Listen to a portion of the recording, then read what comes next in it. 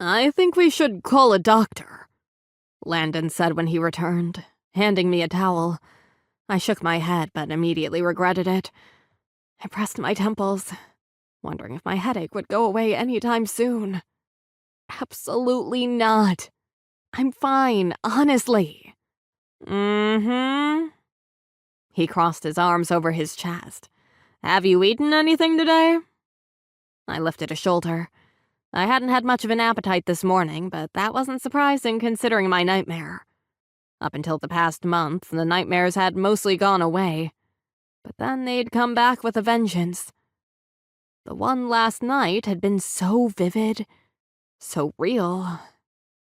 I couldn't seem to shake it. Either you tell me what's going on, or I'm calling a doctor. I dabbed at my face with the towel, taking longer than necessary as I debated my response. Landon was tenacious. It was one of the reasons I'd hired him. He was also a good friend. I knew he'd just keep pushing, and I simply didn't have the energy to fight.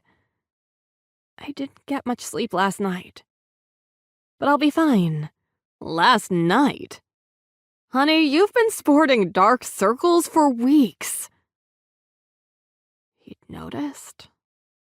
Of course he noticed. Another reason I'd hired Landon. His meticulous attention to detail rivaled my own. Here's what we're going to do, he said, taking control. One of the interns is with Taylor. She'll be fine. He waved away my protest. And if she isn't, well, she had it coming. My behavior was completely unprofessional. He sliced a hand through the air. We'll send her some flowers. I wanted to laugh, but knew better.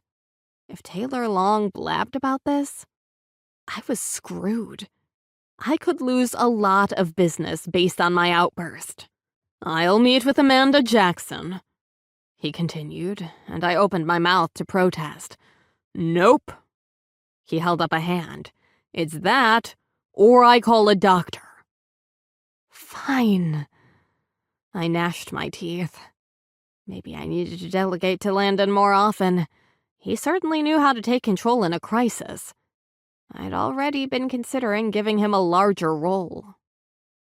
Meanwhile, you go home and get cleaned up. Get some rest. I'll pick you up later for your speech at the wedding expo. I sighed, knowing there was no use arguing. It was something I couldn't skip. I was the keynote speaker, after all. Fine. I gathered my things. I hated admitting defeat, but if I was going to make it through the wedding expo, I needed to get my head on straight.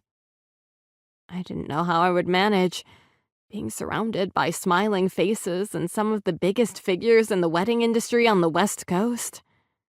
But I would. If I could survive losing the love of my life, I could handle anything.